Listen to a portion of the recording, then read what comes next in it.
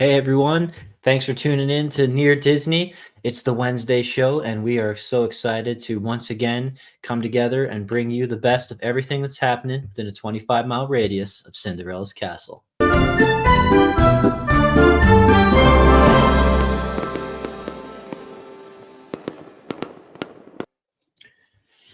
Right, so yeah, once again, appreciate you coming in to join us we're broadcasting out of Celebration, Florida, the town built by Disney, and I am hearing rumblings of thunder off in the distance. It's kind of, I think, rain's pretty cozy, especially around as the evening settles in. So hopefully you enjoy just hearing about Florida. I'm Elijah, sitting in the host chair.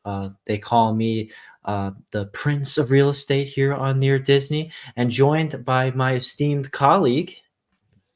Hi, I'm Sue, also with Florida in Motion Realty, and welcome everybody in tonight. Thanks for joining us. Absolutely. Let us know in the chat. Say hi. Let us know where you're watching from. We appreciate that. Any questions about anything we're talking about or anything that doesn't have anything to do with what we're talking about? Real estate stuff, that's what we're all about. You're not interrupting us when you shoot us a question or let us know where you're watching from.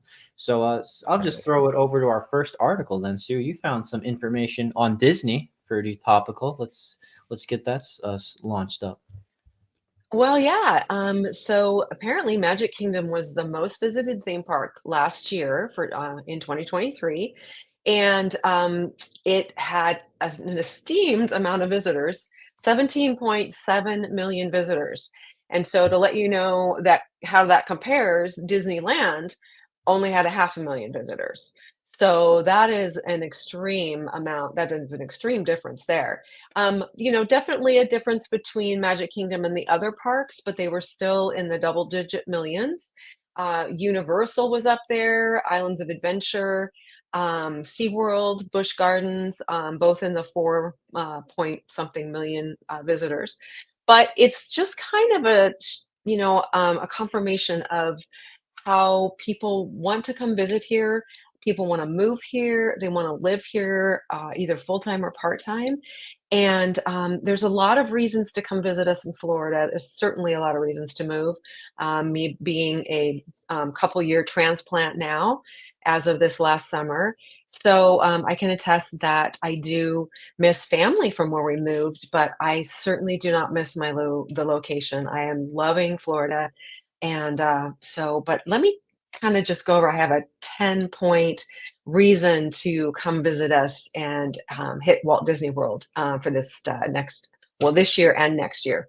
So, couple of things. This might be information that people already know, but just in case not, park reservations that went bye-bye quite a while ago. So that's a great thing. We have a couple of newer rides. The Journey of Water by Moana is been open for a while now. You've got Tiana's Bio Adventure. We have new Star Wars stuff going on. And this one that I love, the Country Bear Jamboree, came back. And so that was from my childhood at Disneyland. I love that show. So I haven't checked that out yet, but I am excited to see what they are, all about right now. So, Little Mermaid, the park fair is open. They've got all you can eat breakfast, dinner buffet. They're in the Grand Floridian. And so there's a character experience in there if you're looking into doing something like that. There's several locations where you can definitely do a character experience. So we have all the festivals that going on at Epcot. And right now they just recently reopened for the summer and fall, late summer and fall, the Food and Wine Festival. Love Food and Wine Festival. So Yeah. much fun to just walk around and sample everything. And then, we all get together and say, oh, did you try this? Oh, did you try that? So, and we can, definitely, let you know on here what our favorites are. Elijah, have you been yet? I haven't joined in yet as of yet. Actually, my parents were just raving about going to season 52 and enjoying the magical Okay. dungeon there as well. That's a beautiful place to enjoy. But yeah, there are more restaurants participating in magical dining than Mm. you can even try. So that's why in a That's right. single cycle of magical dining happening, which is the beauty of it. So please let us know in the comments or the chat, what is the place you're like, oh, you gotta check out this underrated gem in magical dining, or we went here and we Yeah, loved it, we raved about it, or this was an amazing meal for an amazing price that you wouldn't normally get. So definitely take advantage of that. Please let us know, because like I said, you could never do them all. There's just too many that's participants, which right. makes it so very special. So thank Well, you. and remember, one of the, the biggest reason to come to Florida to visit any of the parks is you're making memories with your family, and that's, when they pulled people coming out of any of the parks, that's what they said is they were there to make memories. And you do. You definitely make those memories. So, 100%. And for the people who don't live here, don't make it a lifestyle. I mean, like they say that there's two times you got to go: when you're a kid to experience the magic and the wonder from the lens of childhood, and then when you're a grown up, bringing your kids at the very least once. My goodness, and then yeah. see, And enjoy, then your grandkids. enjoy. Yes, Sorry. well, enjoy for everything for hope. I mean, hopefully the parents are bringing the grandparents along with them on the Disney trip. That would be cool. They take one of Yes, those cruises, right? And those key, and you never get to definitely. those. You talked about character experiences. There's plenty of people my age and much older who still line up to get a picture next to one of those amazing costumed characters at the park. So absolutely, that's awesome. But Well, I and was if you move here, you could be a character, right? We definitely know some people. They're supposed to keep it on the DL, that's their job, to preserve the illusion. So they do this thing where they don't say publicly, "I am such and such character." They say, "I'm a friend of such and such character," and that's the code for that's me in the costume, or that's me in the suit, or that's me behind the makeup. So that's kind of fun. Yes, You're a friend of Elsa. You're a friend of Cinderella. You're a friend of the fairy right, godmother, and wink wink as right. you say it every time, and there's going to be some pixie dust that comes out every time you wink. I think that's how it works.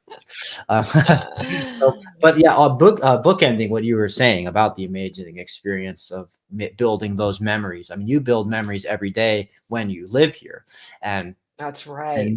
of all ages, because usatoday.com just put up an article about the 10 places to retire in cities across America, including Florida, Minnesota, the 2024 rankings. So, hey, they mentioned Florida.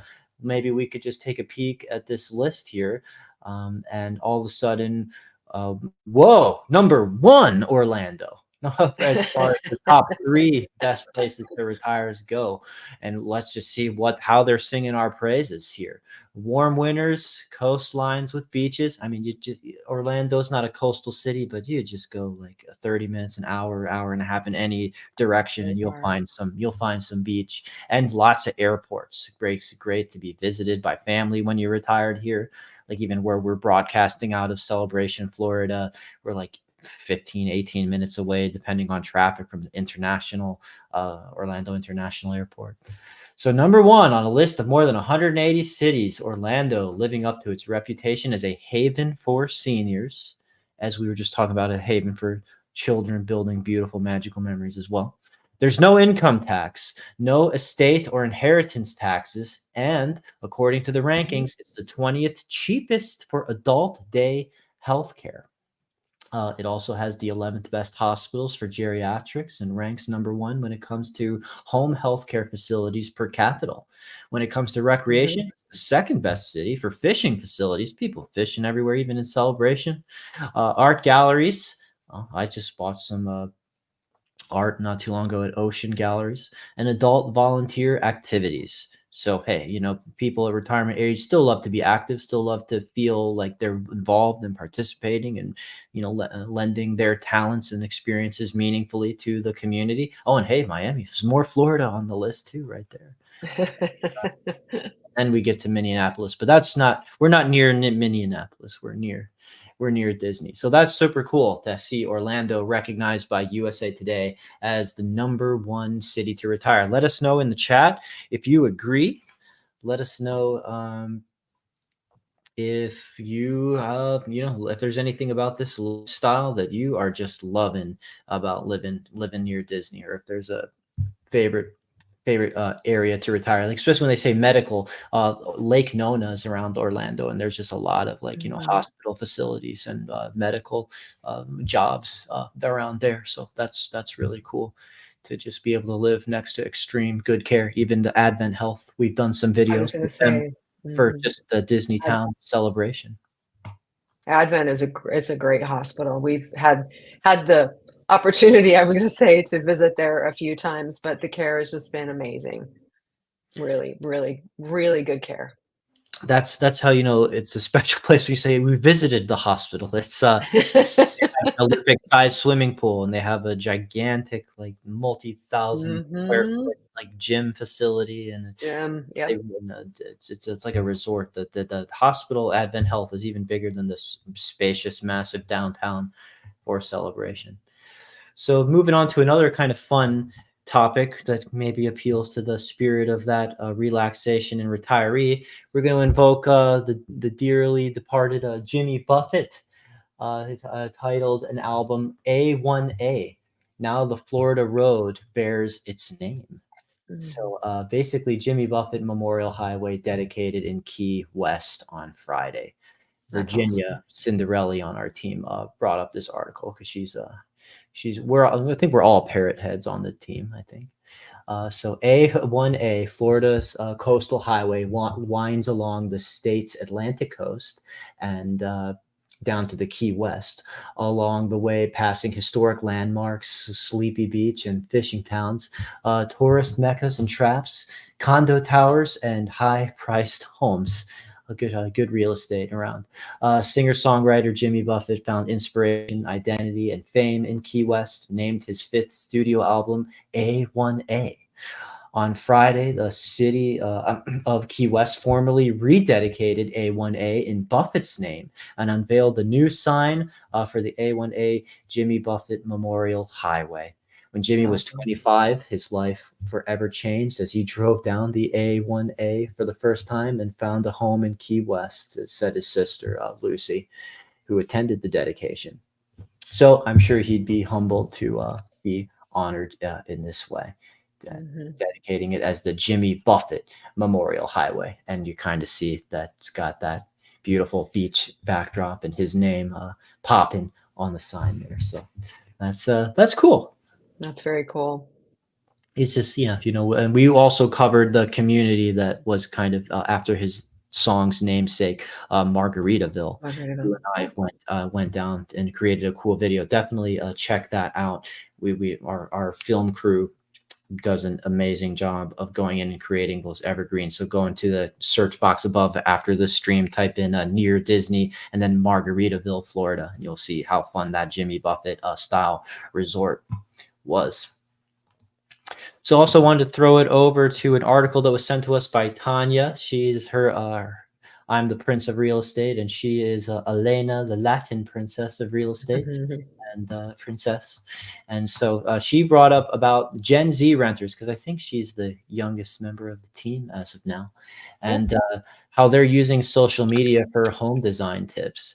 And basically, Gen Z, born between 1997 and 2012, it's crazy to think they are suddenly now entering the home purchase market. These they're starting to grow up depending on what year you were born.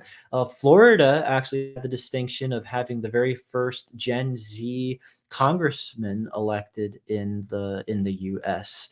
That was Maxwell Frost, I believe, in the 10th Mhm. district. So hey, so Gen Z, they're already politicians and they're already home buyers. So we're just getting a little lens into here into their sort of home decor trends, saying they prefer softer lighting, quirky decor, and use social media to kind of figure out what they want for visual appeal.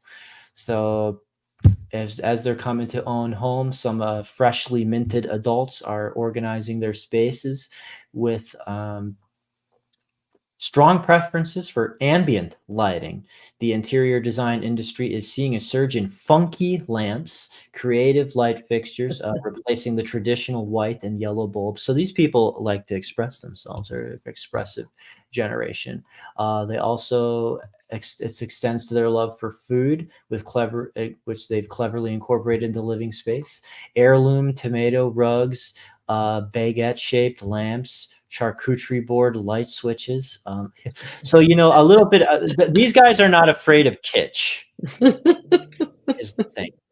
They That's they awesome. do a lot of decorating with like stuff from their favorite shows and cartoons and nerdy characters, and they are like some kitschy decor. In fact, I wish they had more pictures in this article, but you kind of can get a feel when I typed in Gen Z Mhm. decor, a lot of fun, colorful stuff comes up, and yeah, oh, pet friendly spaces. We covered an article a while ago about just how hugely important pet friendly spaces are to the younger millennials and Gen Z. So yeah, you're starting to see colors come back because a lot of times when we talk about what's making a home saleable to people buying in high end markets.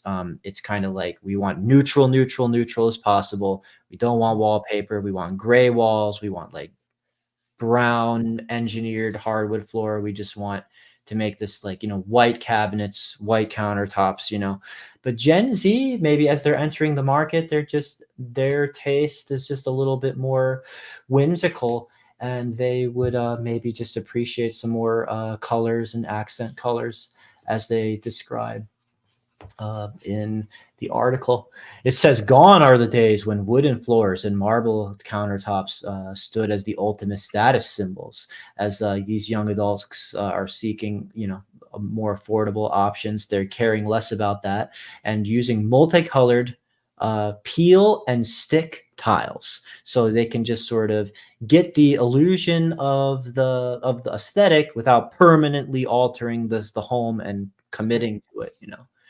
And it's that's that. I mean, hey, if you make it look good, what's the difference, right? As long as it's affordable and all that's going toward, if they're renting that space, and they can maybe use that in their permanent resident that they've saved up for.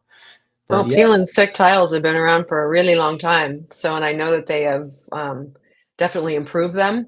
oh yeah, So I can imagine, yeah, I can imagine that that would be a great way to, do up your space if you're just renting. Make it yours. Make it, you know, like you said, quirky and fun. So yeah. I mean, they even say in this that like pastel colored appliances and just funky quirky things like are they're not afraid of it, not shying away from it. So that is, hey, you know that's that's fun. I'd like to think yes, that, my taste, I did incorporate a little color. I'm not quite Gen Z. I'm one of the millennials that bordered on Gen Z, but I put a lot of blue into my own decor. I didn't, like, some people were urging me to just do only gray and white neutral, and I did push back when I did my own remodeling and did some blue there.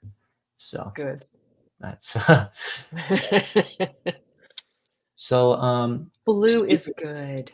speaking of that, I think I want to just also talk about a trend that is also maybe appealing to some of the that Tanya also shared this younger Americans, which is tiny homes. Like, we've kind of been seeing Mhm. those things going around on HGTV and just making do with a smaller square footage. I don't know about this particular floor arrangement. That's a little too vertical for my taste, but you know what? You don't have to do that, because I guess in this economy, we're looking forward towards the interest rates may probably coming down. It's basically the worst kept secret that they're going to probably go down next month. 73% of Americans would consider a tiny home smaller, as say like 500 square feet or smaller. That is depends on how you work it. This is a Mhm. little what they're depicting here, probably for the sensation of an article. Out there, but we have things that are like 475 to like 800 square feet where they build a home on like top of a garage apartment that's like a Mhm. living space, and that could be even like bigger than this. You don't have to necessarily like have your bed above your kitchen sink, as they're doing in this space. Those can rent in like Celebration for roughly, you could still have like a kitchen space and a bedroom all on like one level for like 14, 15, 1600 a month, and if it's, or even up to like getting around 2000 a month if it's extra nice and updated and want on the larger side of it, like 850, 900. But definitely garage apartments are a great way to maybe still have a tiny living space uh without resorting to that. So, I mean, if you want to know more about that, let us know. But we typically sell homes that are quite a bit larger than this. You understand that the economy has kind of backed us into that corner with the interest rates being held as they were. We're going to let you know about any improvements that come about to that. But you have some news to shout to the hills about a sale that that you were a part of, and we definitely tell us Yeah, about your I closings. We want to celebrate your victories. thank you. I definitely do. Kim and I, our fairy godmother of real estate, Kim Hawk, she and I partnered together to get Rob and Carrie into this amazing, this is a beautiful home in Keens Point. And Rob and Carrie have already made it their own. They painted, they cleaned, they changed, light. It's an older home. They changed lights, they added ceiling fans, they updated a lot of not the cabinetry, but the fixtures and all that kind of stuff. And it's got a 3-layered decorative pool in the backyard with fountains. This is one of those homes that has a garage apartment on the top. Yeah. And so, which I wanted to lead into by letting everybody know, Rob and Carrie are recognized as one of the most sought out and best Disney vacation um, um, travel agents. Sorry, I couldn't think of the word for a minute. They have a company called Creating Magic Vacations, and you can reach them at creatingmagicvacations.com. They have a podcast, and they are really, really good at what they do. In fact, Kim and her husband not long ago had them plan some travel for them, and it was kind of last minute. And Kim said it just turned out to be a great vacation right at the time that they needed it. So the other gentleman in this picture is he's the lender that we used. His name is Sean Carvin. He is a broker, independent broker, and he worked them an amazing deal with this mortgage that they have. So he is can be found through us, obviously, or at SeanCarvinMortgage.com. So yeah, so there you go. So that was a fun little trip. And what I love about how we work with our clients, and we hope our clients feel the same way, that that's the feedback that we get.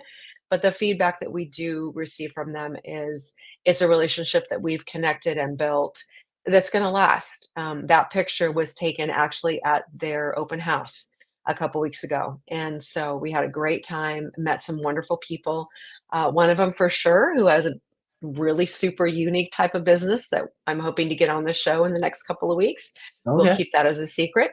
Yeah, but yeah, so we have our little fingers can reach all the different areas of real estate. You know, like Elijah was saying, even from the tiny home on up, you know, lenders and contractors and, you know, name some people that we work with that we can get you in touch with. What else am I missing, Elijah? Plumbers and Specters and appraisers, and that's just, yeah, everyone. yes, Yeah. electricians and yeah. Yeah, that's the So thing about an experienced team that's got a lot of history in the business. You know, Kim Hawk was there for the founding of the town of Celebration, and so you do accumulate quite a Rolodex of handymen and people who can make anything happen, and lenders who can work miracles, like you said. So we mhm, always make a relationship with multiple lenders so that we always can have a diverse platter of programs that may mhm. best suit you at any time. So yeah, thanks for That's sharing right. that success there. Glad to see smiles on closing day. So Yes. not always guaranteed. depending on who you work with. So. Yeah. Same. Work with us. We'll bring Yes, a smile. we will make it a wonderful experience. We really will. That is our goal. Okay, I'm going to bring up one more story that I thought was fun and interesting. It's that the city of Davenport made a post about something that's going to be sports related, a sports complex coming to Davenport. They're saying they are excited to announce that the community is going to get a two football fields that can also be used for soccer, four baseball fields with cutting edge artificial turf. This is an $8 million process made possible through a partnership with a private developer. And they're going to continue to promote more recreational activities. So they shared some, I think this is concept art of spaces. Mm, Additionally, beautiful. this drawing here. So, and the people who I saw kind of commenting on the page were excited about opportunities to have that kind of physical activity and entertainment, and maybe even we're trying to see if they how they could get involved. It's always just a good idea when you tune in to like the Facebook group or social media pages of whatever your community is. If you're even Mhm. if within even if it's a small neighborhood or something, if it's a smaller town, they call Celebration the Bubble.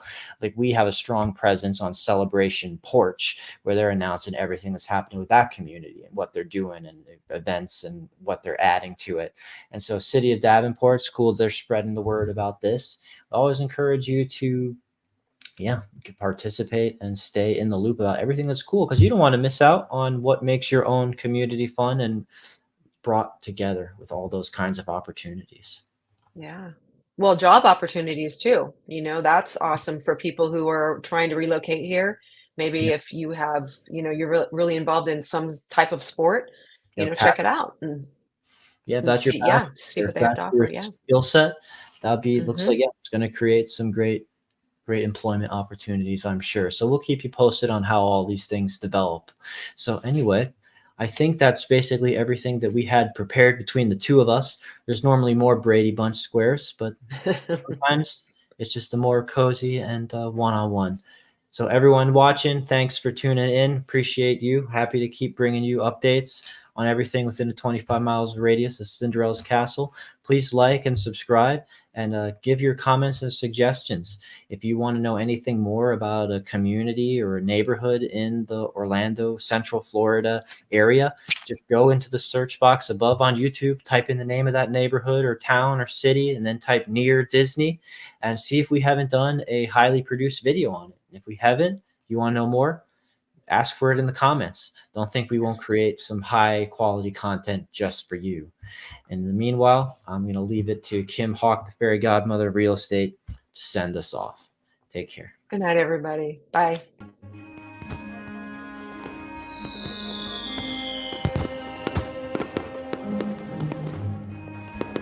Make sure that you subscribe and like so that we can continue to give you up-to-date information on all things that are going around the 25-mile radius of Cinderella's Castle, because this is truly a magical place to live.